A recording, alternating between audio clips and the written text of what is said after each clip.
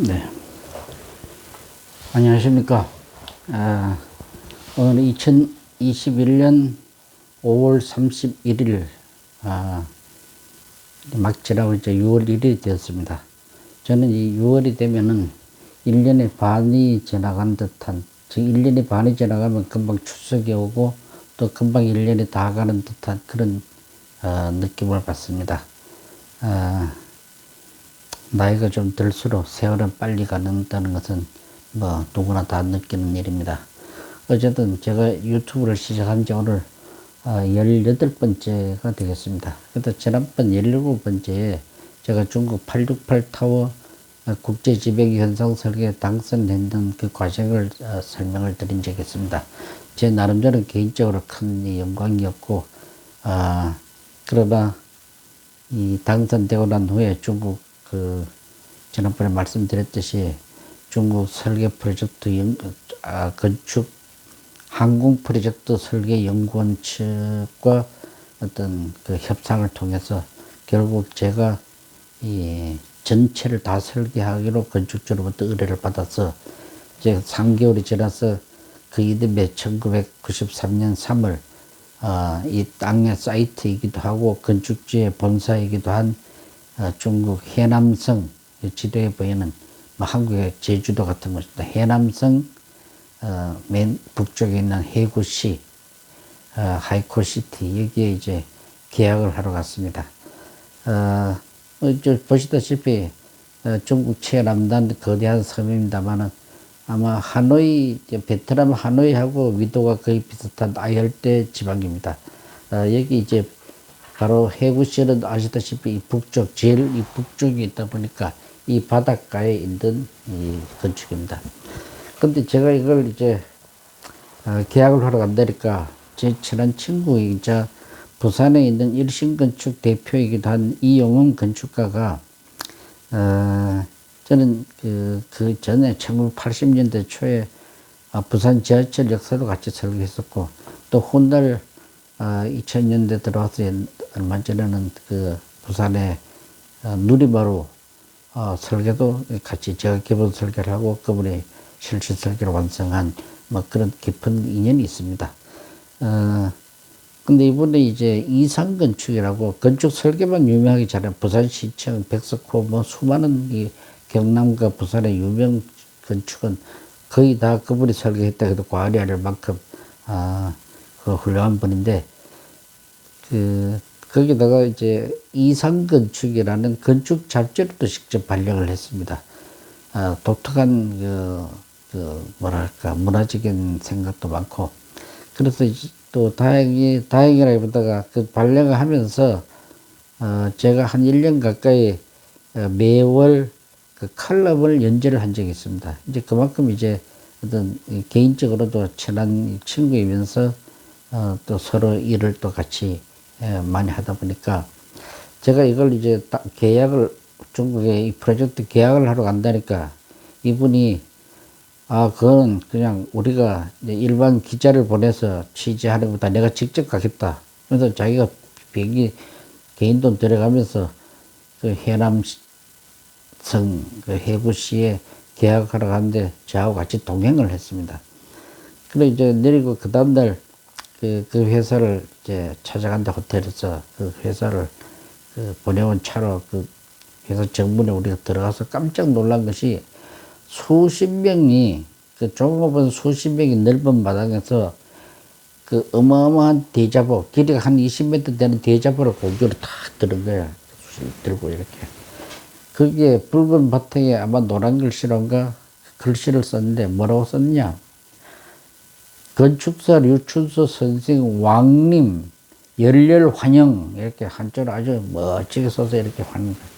제가 좀 나름대로 수많은 건축 설계를 했지만은 이 계약하러 갔을 때 그렇게 열렬한 환영을 대자보로 이렇게 막 흔들어가면서 받는 게 너무도 쇼킹했었습니다. 근데 저를 더 놀라게 한 것은 그 다음입니다. 당황스럽게 가니까 TV 카메라가 딱 되어 있는데 그 나름대로 중국에서도 유명하다는 마이카이라는 화가가 또 저를 또 영접을 하면서 대형 화선지 있죠. 대형 화선지를 테이블에 깔아놓고 거기에는 물을, 그러니까 큰 물통에다 물하고 벼루에 먹물을 딱 먹을 가득 해고 놓고 붓을 아주 주먹만한 붓에서부터 세 붓까지 한 10대 개 이상의 붓을 이렇게 꽂아놔 놓고는 저보고 건축주 마회장이 유 선생 여기 오신 기념 휘호를 하십시오 그러는 거예요.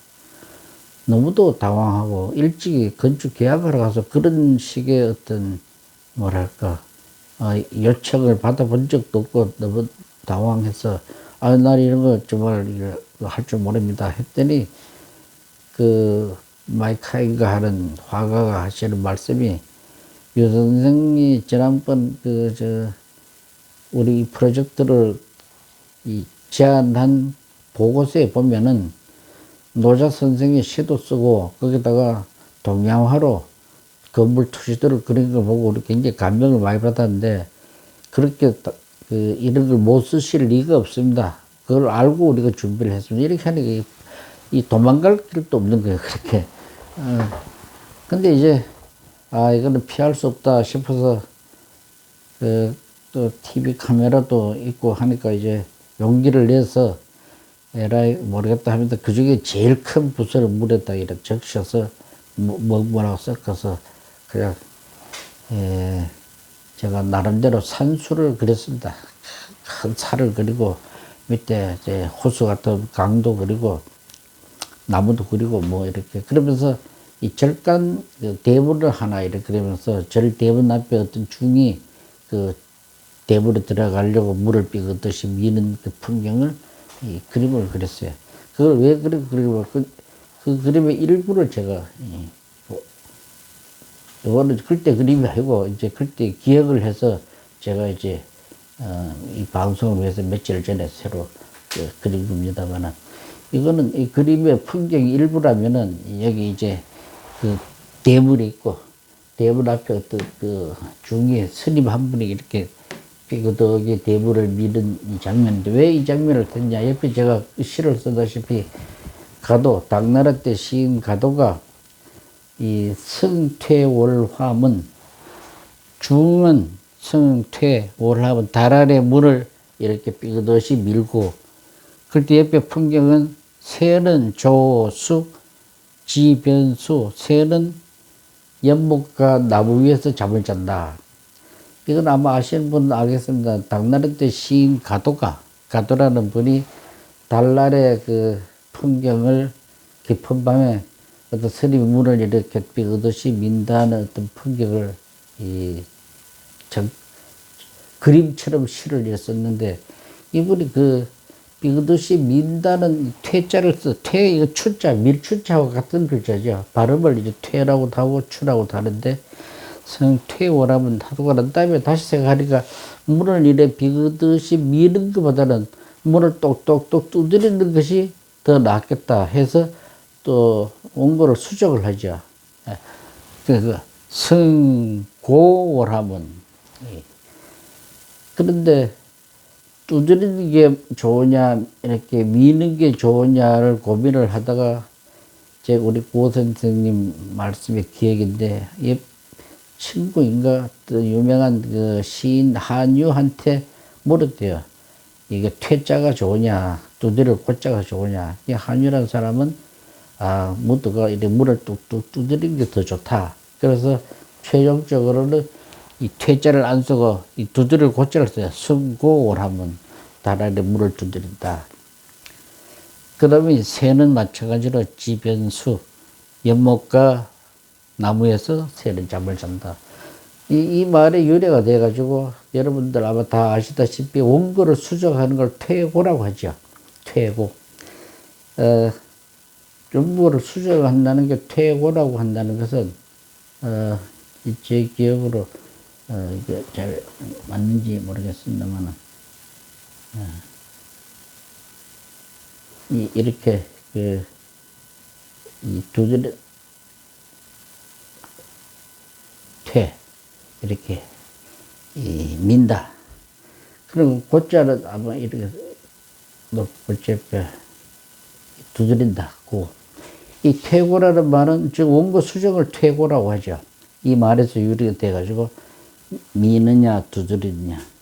그래서 이제 제가 이거를 이렇게 참 다행하게도 고등학교 때 국어 선생님 좋은 분을 만나가지고 이 시를 제가 또 마침 기억을 하고 있어가지고 이 순간에 제가 이렇게 써먹었어요. 제가 마치 지난번에 너희들 장자를 안 했냐 하면서 장자를 써가지고 그 협상을 제가 유리하게 그렇듯이 이 순간 어떻게 생각이 나서 이렇게 썼어요. 그랬더니 그 건축주가 왜 해필이면 이 시를 썼느냐 물어요. 저보고 그 자리에서.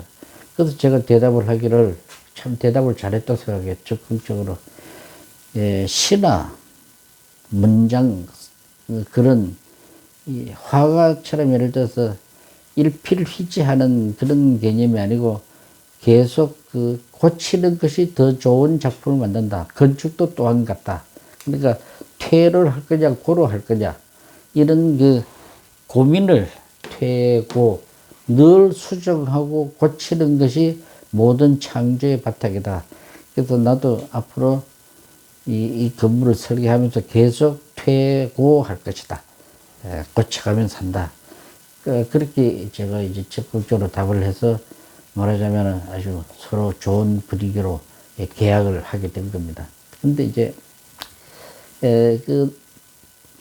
제가 그분들이 지난번에 제가 보여드렸습니다만 여기 이제 어떤 노자의 시도 여기 또 하나 써서 예를 들어서 이게 이 장인단 상교, 고하상경, 노자선생님에서 상대적으로 음양, 그러니까 높고 낮은 것, 또 이 길고 짧은 것, 서로 다른 것이 서로 조화된다.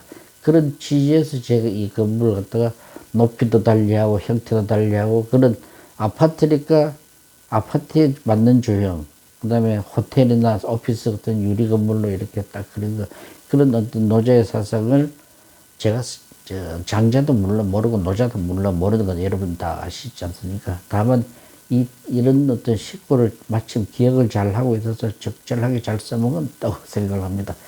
그래서 이 그림에 대한 그 인상이 그 사람들이 좋아서 저보고 계약 당시에 뭐랄까 하나의 말이죠 휘호를 하라고 해서 제가 임경변 쪽으로 그걸 이제 넘어가게 됐던 겁니다. 이 하나를 이랬더니 훗날 그날 이제 미팅을 계약을 하는데 계약 일화 중에는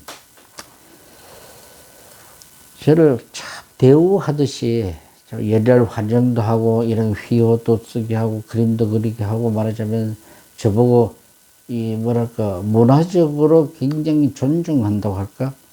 또 그런 문화가 아마 중국 땅이기 때문에 건축가와 이 건축주와 사이에 그러한 의식이 가능했다고 저는 생각을 합니다. 분명히.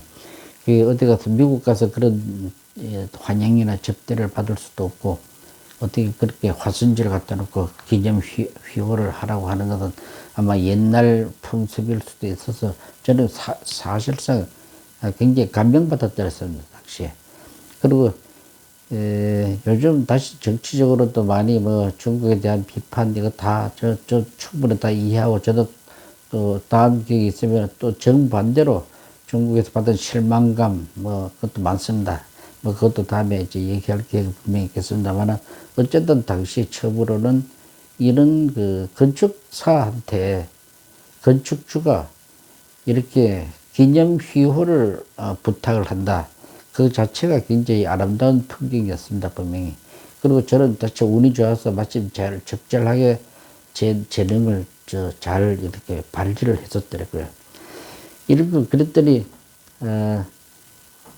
바로 그날 계약을 할 당시에 철저하게 금액을 깎는 거야. 제가 처음에 500만 불 했으면 350만 불까지 100만 불 이상을 갖다가 이래 또를 다 말하자면 디스카운트 하는 건물을 설계비를 깎는 겁니다.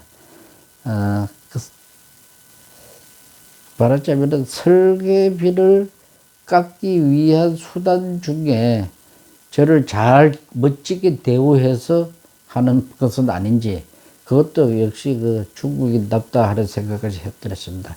그러나 반드시 요구할 수만은 없는 것이 계약을 예를 들어서 한 350만 불인가 400만 불이 안 되게 제 예상보다 한 100만 불이나 깎여서 계약을 다 했어요. 계약서 사인까지 다 하고 난 다음에 일을 한데 제가 이런 얘기를 했습니다. 그 중국의 유명한 건축가 IMP라고 있는데 여러분 다 아시겠지만 여러분들 이 실증 여러분들 다 아시다시피 IMP는 중국이나 미국의 세계적인 건축가죠. 뭐 누구나 다 알다시피 프랑스 루브르 박물관 앞에 있는 그 지하 박물관을 만든 그 유리 피라미드로 만든 소위 그걸 갖다가 페이 팰리스, 페이의 궁전, 페이의 피라미드라고 그랬죠. 그걸 설계한 분입니다. 근데 이제 그분이 싱가포르의 래플시티라는 호텔을 설계를 했습니다. 그 래플시티 호텔 78층에 가면은 IMP 룸이 있습니다. 근데 그 설계자를 존경을 해서 그 설계자만이 쓸 수 있는 스위트룸을 하나 두고 페이가 오지 않으면은 그 방은 아무도 예약을 해서 잠을 잘 수가 없습니다. 제가 거기 이제 언제 싱가포르에서 그 안내를 받아서 페이룸 앞에서 서서 참, 이 건축가가 되려면 이 정도 대우를 받아야 되겠구나 하는 그 기억이 나서 계약 사인을 다 하고 난 다음에 그 얘기를 건축주한테 했어요. 싱가포르의 래플시티 호텔에는 건축가 페이를 위한 방을 마련했다. 그랬더니 건축주가 바로 계약서 다시 갖고 오라고 내려면은 추가, 그 말하자 밑에다가 이제 추가 조항을 넣는데 뭐라고 넣느냐 하면은 이 건물이 완성되고 나면은, 설계자 유춘수는 죽을 때까지 그리고 그 가족들 부인도 죽을 때까지 여기 이 호텔 안에, 이 건물 호텔 안에 영원히 유춘수 방을 만들어준다 하는 걸 딱 추가 계약 조건을 또 붙이는 거예요. 얼마나 멋있습니까? 제가 깜짝 놀랐어요. 그런데 이제 계약이 다 끝났다. 그 자체가 저는 역사적 의미가 있고 멋진 순간이었는데 그 마회장이랑 꼭 그 마지막판에 다시 일어서다 말고 다시 앉아서 하는 말이 이 선생한테 내가 아까 그 설계비를 할 100만 불 이상 너무 깎고 생각하니까 사인은 다 했고 굉장히 후회스럽다. 그래서 내가 다른 족구를 하나 이 선생을 위해서 하나 더 첨가를 하겠다.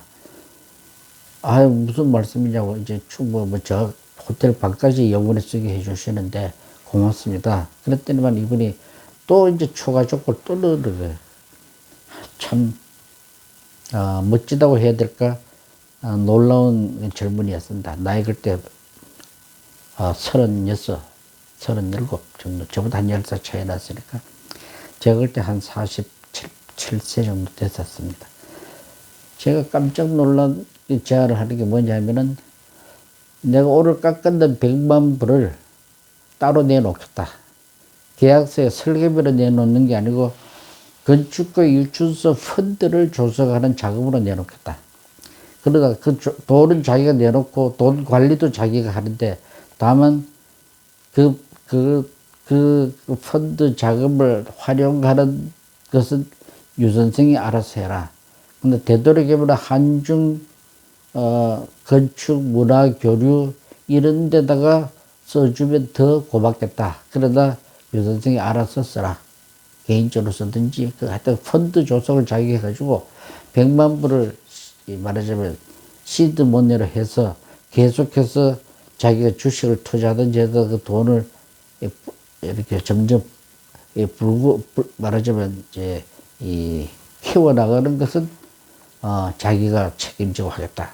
그걸 계약서에다 또 추가 조건으로 쓰는 거예요. 저는 이 마회장 초등학교밖에 안 나온 사람입니다. 그리고 중국의 둘째가라고 하면 훗날 뭐 기회가 있으면 다시 얘기하겠습니다만은 당시 그 주롱지 총리하고 싸움이 나서 결국은 이분은 감옥에도 가게 되고 또 제 이 프로젝트는 설계를 거의 스키매틱 디자인에서 또 그 공도 착공까지 했더랬어요. 모든 가상적인 착공이었지만 그러나 이분이 감옥에를 가게 됩니다. 감옥에 가게 돼서 이 프로젝트를 결국 짓지를 못했어요. 물론 저는 그 필요한 일하는 만큼 설계를 또 받고 충분한 대우를 받았습니다만은 예, 그 얘기는 아주 이 프로젝트를 다 마무리할 때 다시 잠깐 더 언급하겠습니다만은 어떤 이런 이 훌륭한 건축주 또 우리 일반적으로 우리나라에서는 물론 세계 어디에서도 이런 문화적인 사고를 갖고 하는 열린 마음의 건축주를 저는 정말 보기가 어렵다. 결과적으로 그분은 지지도 못했고 저는 저 나름대로 많은 고통과 경험을 또 쌓게 됐습니다만 이 마유호 회장에 대해서는 존경하는 마음을 지금도 늘 갖고 있습니다. 전혀 원망함이 없습니다. 건물을 못 지었지만 그래도 이러한 일련의 과정을 통해 가지고 근데 이제 그 계약이 다 끝난 다음에 제가 거기서 이제 이틀인가 3일인가 더 말하자면은 앞으로 설계해야 될 그 과정이나 이런 것에 대해서 이제 미팅을 하고 돌아오려고 하는데 이 마 회장이 뭘 준비했냐 하면은 그 카이라는 화가를 시켜가지고 이 그림을 이 노자가 말을 타고 있는 이 좋은 그림을 이렇게 저한테 선물로 이렇게 주는 거예요. 여기다가 보면은 이 옆에 있는 이 글자가 말하자면은 이 하남 사람 노자 선생은 중국에 말하자면 사상가요. 어떤 근데 이제 마오카 회장의 부탁으로 화가 마이카이가 유춘수 선생한테 이 그림을 바친다 하는 어떤 글을 갖다가 여기다 썼습니다. 이 정말 멋진 노자가 소를 타고 있는 이 장면의 그림을 지금도 저희 집에 거실에 이 그림이 대형 이 그림인데 길이가 높이가 한 1.5m 이상 되는 한 2m 가까이 되는 노자의 멋진 이 그림을 제가 받았습니다. 저는 이제 이걸 볼 때마다 중국이라고 하는 나라 또 마유호라고 하는 그 젊은 건축주를 늘 이렇게 생각을 하게 됩니다. 과연 우리나라에서 제가 건축 설계를 할 때 건축주와의 대화에서 이런 식 문화적 그 대화를 나눈 적이 있는가? 없습니다. 그리고 심사를 할 때도 굉장히 여기는 뭐랄까 관료적인 심사 제도입니다. 거기서는 그러지 않았어요.